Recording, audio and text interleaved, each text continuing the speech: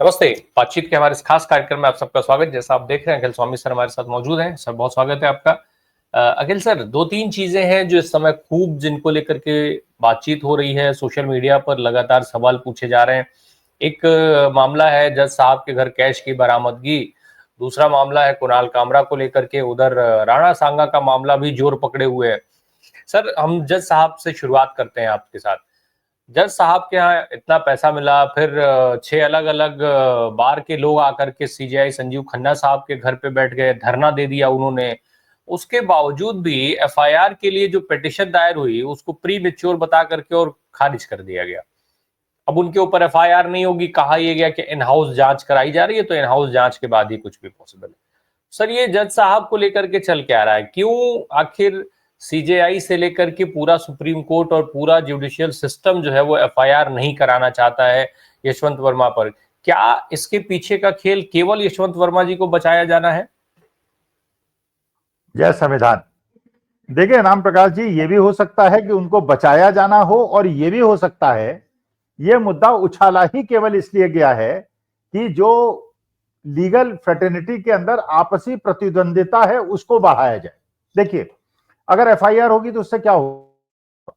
FIR होगी कि जांच होगी। जांच से सब कुछ स्पष्ट होगा, पता चलेगा क्या था, लोगों ने झूठे स्टेटमेंट क्यों दिए। ये भी बात बिल्कुल पक्की है कि पुलिस भी लपेटे में आएगी, फायर ब्रिगेड वाला डिपार्टमेंट जो है वो भी लपेटे में आएगा। क्योंकि जितने भी वकीलों को मैंने सुना, कानूनविदों को सुना, ये बिल्कुल बात है, और आप भी जानते हैं, मैं भी जानता हूं कि अगर कहीं पे कोई सीजर होता है तो उसका पंचनामा होता है, उसमें इंडिपेंडेंट विटनेसेस होते हैं, और उस पैसे को ऐसे ही छोड़ के तो नहीं चला जाता। अच्छा, वो सारी चीजें हुई, पंचनामा नहीं हुआ, विटनेसेस को नहीं बुलाया गया, परिवार के लोगों को नहीं बुलाया गया। भाई ऐसा तो था नहीं कि तुरंत उसके अंदर फ्लैश कर देता और वीडियो बना दिया गया होता। भाई इसके लिए आप टाइम दे सकते थे कि भाई आप 2 घंटे के अंदर फ्लाइट पकड़िए, आ जाइए, और आपके सामने सीजर होगा, इंडिपेंडेंट विटनेसेस खड़े हुए हैं, लेट अस सी। तो ये अभी तक असल में एफआईआर हो जाए और जांच हो जाए तो उससे ये पता चल जाए।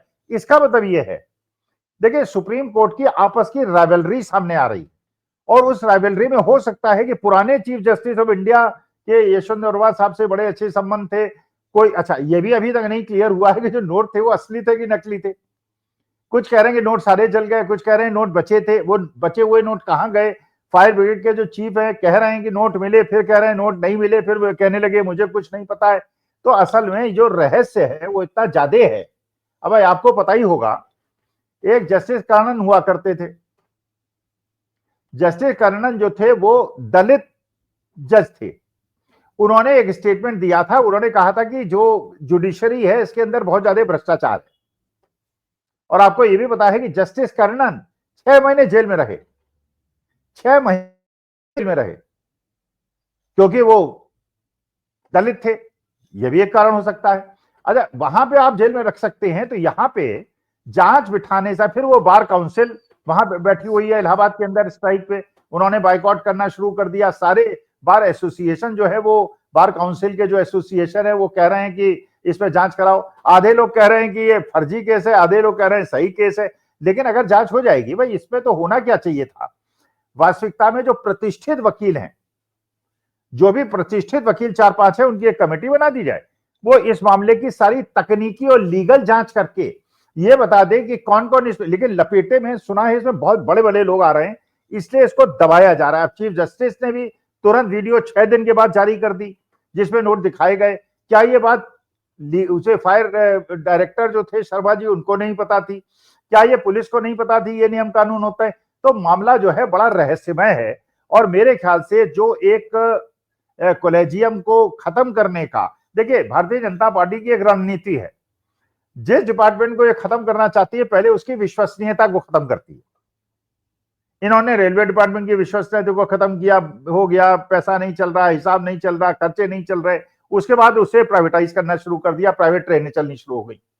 अच्छा, आप ये देख रहे हैं कि आज की तारीख में अगर आपके पास पैसा है तो आप जाइए वंदे भारत में, वहां पे चाहे सड़ा हुआ खाना मिले या अच्छा खाना मिले, आपको 3 गुने किराए पे आपको ट्रेन में बैठने को मिलेगा, लेकिन एसी होगा, बढ़िया सीटें होंगी।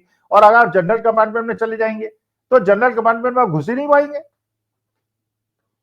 तो एक अमीरों के लिए एक, अच्छा ये बना रहे हैं साहब, एयरपोर्ट बना दिया, वहां एयरपोर्ट बना दिया, वहां एयरपोर्ट बना दिया। अरे यार, तुम जो एयरपोर्ट बना रहे हो उसमें क्या देश के 95% लोग ट्रेवल कर सकते हैं? तुमने हवाई जहाज का किराया तो 40,000 रुपए का कर दिया था दिल्ली टू प्रयागराज। प्रयागराज के समय तो गरीब आदमी का 40,000, अगर 4 आदमी का परिवार है तो 4 लाख रुपए तो उसका केवल ट्रेनिंग में खर्च हो जाता। तो आपने ये जो एयरपोर्ट बना रहे हो अपने पूंजीपति मित्रों के लिए बना रहे हो।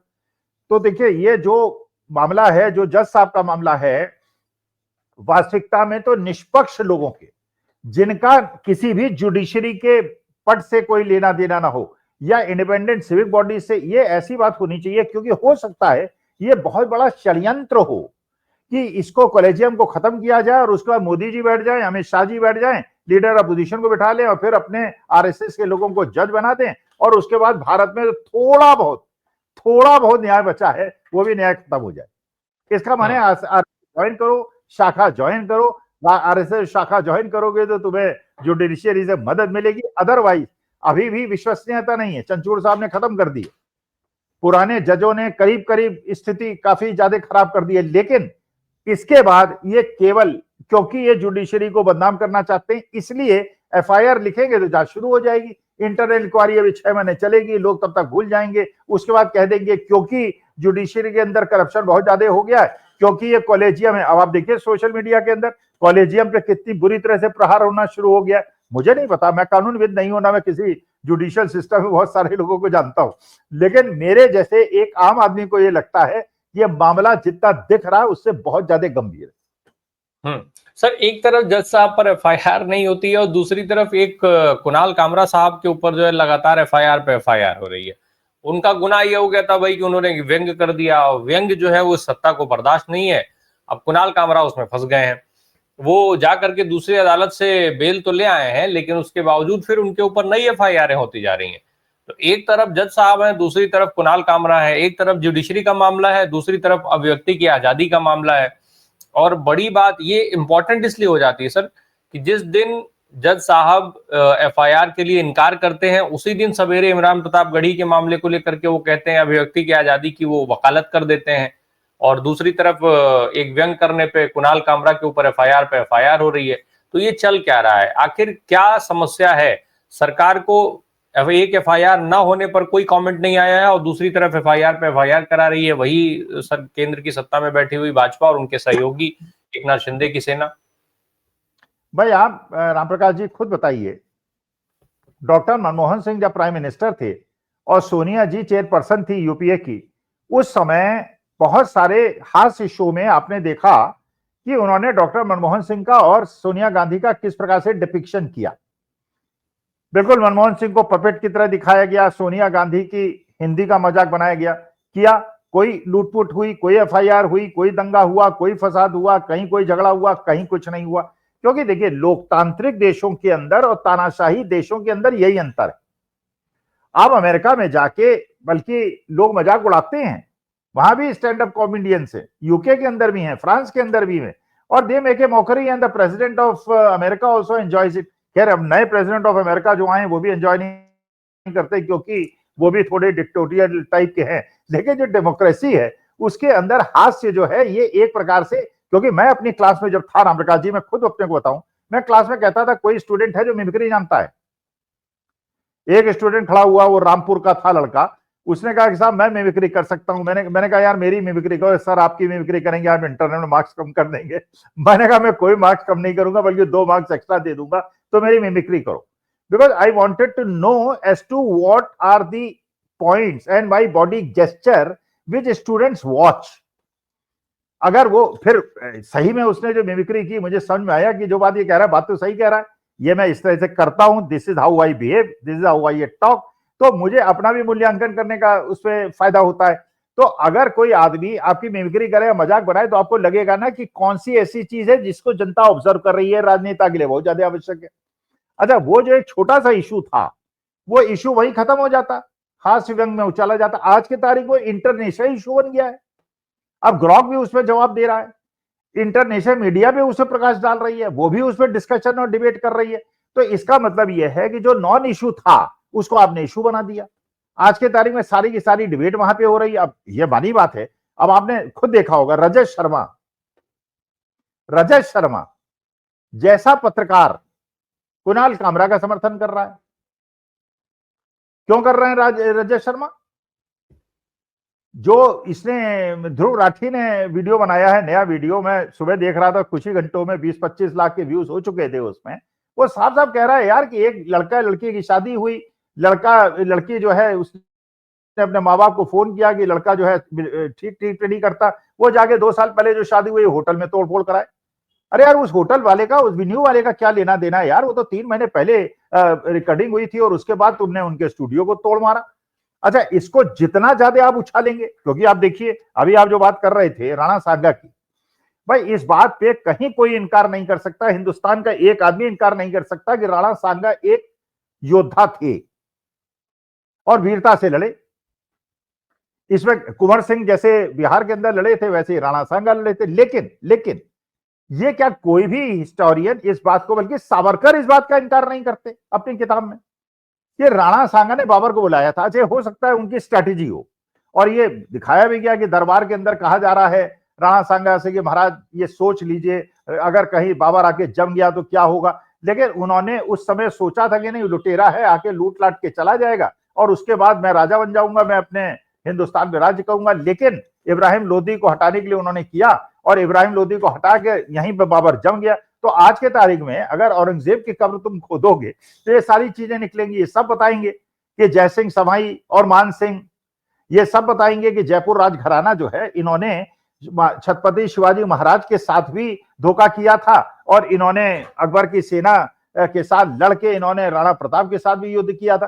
तो ये जो सारी चीजें हैं, ये अगर आप इसको इशू न बनाएं तो ये दब जाएंगी। लेकिन अगर आप इसको इशू बनाएंगे तो नई नई चीजें निकल, फिर रामजी लाल सुमन जी क्या तोड़फोड़ कर मारी आपने, फिर उसको जस्टिफाई करेंगे राणा सांगा तो बड़ा वीर आदमी था। अरे यार, कौन कह रहा है वो वीर आदमी नहीं था?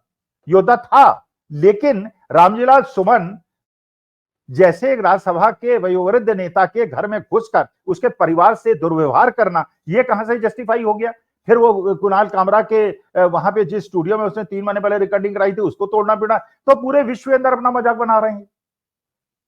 तो ये रामजी लाल सुमन ने जो कहा उससे सहमति असहमति हर तरीके के लोग हैं, लेकिन क्या संवैधानिक हिसाब किताब में देखें, क्या संविधान इस चीज की इजाजत देता है कि आप असहमत है तो इस तरीके से विरोध करेंगे? एक सवाल। दूसरा सर, मैं ये समझना चाहता हूं कि ये जो दोनों मामले जिस पर हमने बात की अभी, ऐसा नहीं लग रहा है कि जैसे कॉलेजियम पर प्रहार करके लगातार इस जज साहब के मामले में वो कॉलेजियम पर प्रहार कर रहे हैं, कॉलेजियम खत्म करने की कोशिश में लगे हैं, एनजेएसी लाने के प्लानिंग में लगे हुए हैं, और दूसरी तरफ कुणाल कामरा के बहाने अब वो कॉमेडी पे भी बैन करना चाहते हैं, प्रतिबंध लगाना चाहते हैं। कुछ उस तरीके का माहौल बनता हुआ नहीं दिख रहा है? नहीं, वो माहौल इसलिए नहीं बनता दिख रहा है राम प्रकाश जी, आप खुद सोचिए भाई, अगर कुणाल कामरा ने जहां पे कॉमेडी शो किया था उसके थिएटर को तोड़ दिया गया, तो आज के तारीख में जितने भी स्टैंड अप कॉमेडियंस हैं वो सारे के सारे, कोई भी हिंदुस्तान का स्टूडियो नहीं होगा जो उनको जगह देगा। वो चाहेगा यार हमारे यहाँ के कोई रिकॉर्डिंग कराएंगे, कल हमारा 20-25 लाख का नुकसान करा देंगे, भैया 1 लाख की बुकिंग हम नहीं लेंगे, अब हम तुम्हें वेन्यू नहीं देंगे। अब तमिलनाडु में चलिए, स्टालिन की सरकार है, वहां मिल जाएगा वेन्यू आपको दिल्ली में नहीं मिलेगा, आपको मुंबई में नहीं मिलेगा।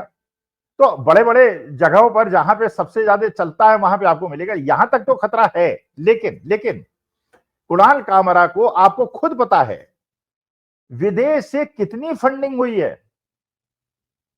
कनाडा से, अमेरिका से, गल्फ कंट्री से, ब्रिटेन से, फ्रांस से, 1,000 डॉलर, 1,000 यूरो भेज रहे हैं रुपए लोग। 1,000 डॉलर का मतलब होता है 85,000 रुपए, 1,000 यूरो का मतलब होता है कम से कम 1 लाख रुपए। इसका मतलब यह है कि आप इतना ज्यादा कुणाल कामरा को आपने फेमस कर दिया। अगर विदेश जाके वो सेटल हो जाए और वहां से वीडियो बनाएगा तो वहां जाके तोड़फोड़ करोगे क्या? बिल्कुल। आपने सर जो राणा सांगा वाली बात का आपने जिक्र किया, राणा सांगा का ये जो पूरा मामला है, अगर हम देखें तो सर ये साफ तौर पे ये नहीं दिख रहा है कि ये केवल राजनीतिक रूप से उनको टारगेट किया जा रहा है, और असल में इसके पीछे इतिहास की कम जानकारी या फिर जानकारी का ना होना है। इसको जबरदस्ती जाति हिंसा का रूप देने की कोशिश हो रही है। नहीं तो क्या उस जातीय हिंसा से इनको फायदा होगा? क्या राजपूतों के, भाई अगर बुद्धिमान आदमी कोई है तो राजपूतों की संख्या क्या दलितों से ज्यादा है? भाई दलित 24% है, राजपूत बहुत ज्यादा होंगे, 5-6% होंगे। अच्छा, अगर इतिहास को बहुत ज्यादा कुरेदेंगे, जो हम लोग बार बार कहते हैं इतिहास को मत कुरेदो, भाई देखिए, भगवान श्री राम हमारे परमेश्वर हैं, हम उनकी रोज पूजा करते हैं, मैया सीता की पूजा करते हैं, लेकिन थे तो क्षत्रिय ना। उन्होंने अगर मान लीजिए रावण को हराया, और हम लोग हर साल रावण को जलाते हैं इसलिए केवल कि रावण ब्राह्मण था, हम उनको जलाना छोड़ दें, या ठाकुरों से लड़ना, राजपूतों से लड़ना छोड़ दें, लड़ना शुरू कर दें? अगर परशुराम हमारे लिए, तो ब्राह्मणों के लिए तो परशुराम जो है वो ईश्वर है, हम तो उन्हें भगवान मानते हैं। तो अगर परमेश्वर को भगवान श्री राम ने हराया, तो क्या हम भगवान श्री राम से और क्षत्रियों से दुश्मनी निकालें? अरे ठीक है यार, भगवान श्री राम परमेश्वर थे, परशुराम हमारे परमेश्वर हैं, लेकिन यह हिंदू मुसलमान जाति का कोई प्रश्न ही नहीं उठता है। भाई कौन कह रहा है कि राणा सांगा जो थे एक धुरंधर नहीं थे, लेकिन उनको धोखा देने वालों को अगर आप डिप्टी चीफ मिनिस्टर बनाएंगे राजस्थान का, और उन्हें पद से नहीं हटाएंगे, तो आपका खोखलापन जाहिर होगा। भाई दलितों पे सवर्णों ने अत्याचार किया, आप दलित सवर्णों पे अत्याचार करना शुरू कर दें, आप जो है ब्राह्मण ठाकुरों को लड़ा दे। भाई पुराने समय में किस किस राजा ने, किस जात के राजा ने, किस धर्म के राजा ने किस पे आक्रमण किया, किसको हराया, आप उस पे ही उलझे रहेंगे तो वो तो अंतरिक्ष पे लोग जा रहे हैं। लोग जो 1000 किलोमीटर की ट्रेन प्रति घंटा चलने की स्पीड की ट्रेन बना रहे हैं, आप कब्र खोद रहे हैं। नहीं, लेकिन सर इस तरीके का जो माहौल अभी राणा सांगा को लेकर के दिखाई दे रहा है, उस तरीके का माहौल तो महात्मा गांधी और भगत सिंह को लेकर कभी नहीं दिखा देश के अंदर। तमाम बार उनकी आलोचना भारतीय जनता पार्टी और संघ के बहुत सारे लोगों ने किया और आज भी करते हैं। प्रधानमंत्री जी महात्मा गांधी की कितनी बार आलोचना करते हुए सुने गए हैं, अमित शाह साहब कितनी बार सुने गए हैं, लेकिन उस पर तो देश में ऐसा माहौल कभी नहीं बनता। नहीं नहीं, लेकिन महात्मा गांधी की जो आलोचना करते हैं मोदी जी और शाह जी, वो हिंदुस्तान के अंदर करते हैं, हिंदुस्तान के बाहर जाके नहीं करते। हिंदुस्तान के बाहर जाके तो वो कहते हैं मैं गांधी और बुद्ध के देश से आया हूं। ये थोड़ी कहते हैं कि बिहार के अंदर बौद्धों के बीच में और हिंदुओं के बीच में संघर्ष चल रहा है। बाहर जाके थोड़ी कहते हैं कि जैनियों और हिंदुओं के बीच में संघर्ष चल रहा है, हिंदुओं और क्रिश्चियनों के बीच में संघर्ष चल रहा है, हिंदुओं और मुसलमानों के बीच में संघर्ष चल रहा है। वहां तो कहते हैं कि आप लोग युद्ध वाले देश हैं, हम लोग बुद्ध वाले देश हैं। वहां तो गांधी की बात बाहर नहीं करते।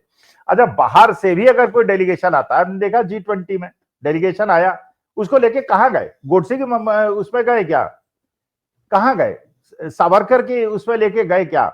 या अपने आरएसएस के जो संचालक थे उनके उसमें ले? अरे महात्मा गांधी क्या लेके गए ना। क्योंकि विश्व में अगर भारतीय किसी भारतीय को विश्व सबसे ज्यादा जानता है तो महात्मा गांधी को जानता है, तो महात्मा गांधी को ये लोग इग्नोर नहीं कर सकते। लेकिन भारत के अंदर हिंदू मुसलमान करके वोट हासिल करना एक मुद्दा है, और विश्व के अंदर जो महात्मा गांधी, हमारे देश को जानते ही महात्मा गांधी को लोग हैं विश्व के अंदर। महात्मा गांधी, पंडित जवाहरलाल नेहरू के अलावा आज आप सर्वे करा लीजिए पूरे विश्व के अंदर, महात्मा गांधी को 90% लोग जानते होंगे, पंडित जवाहरलाल नेहरू को 70% लोग जानते होंगे, और इतना पैसा खर्च करने के बावजूद मोदी जी को 10% लोग जानते होंगे।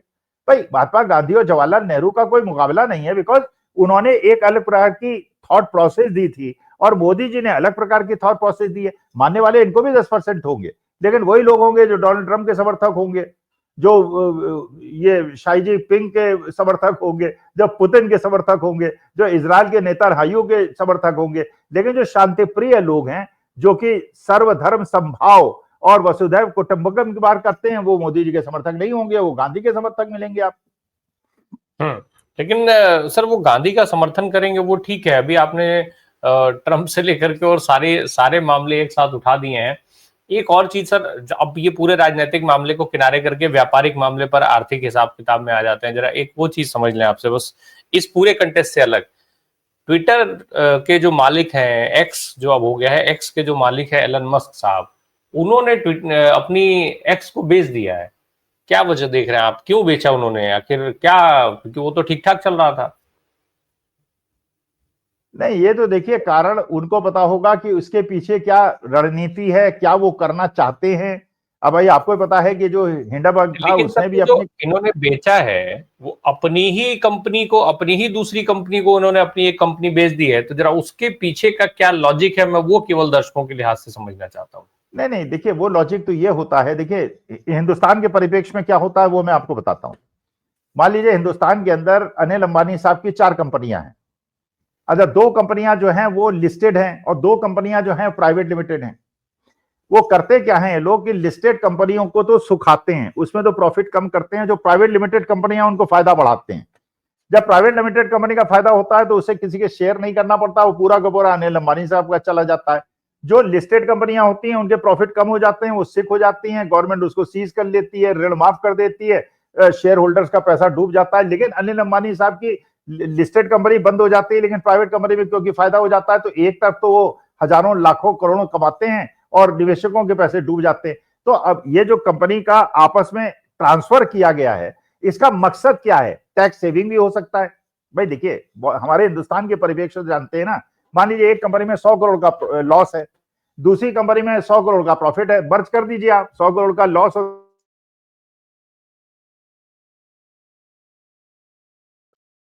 भाई अगर एक कंपनी में 100 करोड़ का प्रॉफिट है और एक कंपनी में 100 करोड़ का लॉस है, अलग अलग कंपनी चल रही है, 100 करोड़ के जो प्रॉफिट वाला है उसमें आपको टैक्स देना पड़ेगा, लॉस में तो आप टैक्स देंगे नहीं। लेकिन अगर दोनों को मर्ज कर देंगे तो 100 करोड़ का प्रॉफिट 100 करोड़ के लॉस से ऑफसेट हो जाएगा, आपको टैक्स नहीं देना पड़ेगा, सरकार को बेवकूफ बना लेंगे आप। तो मुझे नहीं पता उस केस में दोनों कंपनियों का फाइनेंशियल स्ट्रक्चर क्या है, उनको फायदा नुकसान कितना है, मकसद क्या है। लेकिन ये हो सकता है, जैसे हिंडनबर्ग ने कहा कंपनी बंद कर दी, लेकिन उसने कहा जो हमने फैक्चुअल इंफॉर्मेशन अडानी की कंपनी के बारे में दी है वो बिल्कुल अनडाउटेडली सत्य हैं। और कोई भी एम्प्लॉय या पुराना हमारा एसोसिएट अगर उसको एक्सपोज करना चाहे तो एक्सपोज कर सकता है, वो अपने फैक्ट से नहीं हटाए। कंपनी इसलिए बंद कर दी कि यार हम पे लीगल एक्शन हो, बवाल हो, दौड़ भाग करना पड़े, सब कुछ करना पड़े। लेकिन भाई उस जमाने में भी अगर उसने रिपोर्ट दी थी, कंपनी बंद करने से उस पर कार्रवाई थोड़ी रुक जाएगी, ये भी वो भी जानता है कार्रवाई नहीं रुक जाएगी। बट वो कहता है कि मेरा जो ऑब्जेक्टिव था, जिस पर्पस के लिए मैंने उस कंपनी को खड़ा किया था, पर्पस खत्म हो गया, उससे कोई अडानी जी की कंपनी का संबंध नहीं है।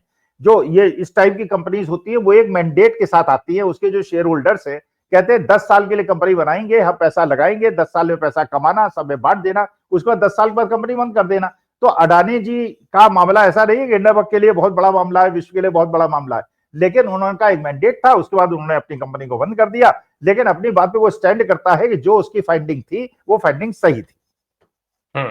ये तो दर्शकों की जानकारी के लिए, चूंकि इस समय का एक वो ट्रेंडिंग होता तो मैंने सर से पूछ लिया।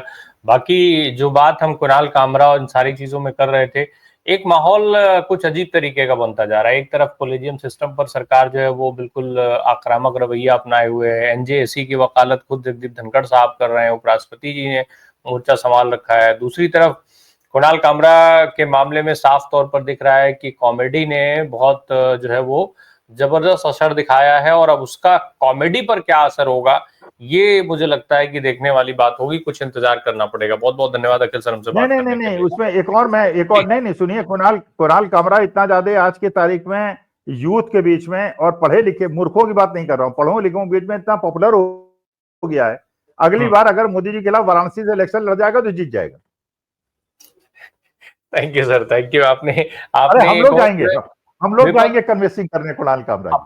अपोजिशन को, इंडिया गठबंधन को आपने एक और जो है वो वहां पर उम्मीदवार दे दिया है कि मोदी जी के खिलाफ आप किसको लड़ा सकते हैं। Thank you so much sir.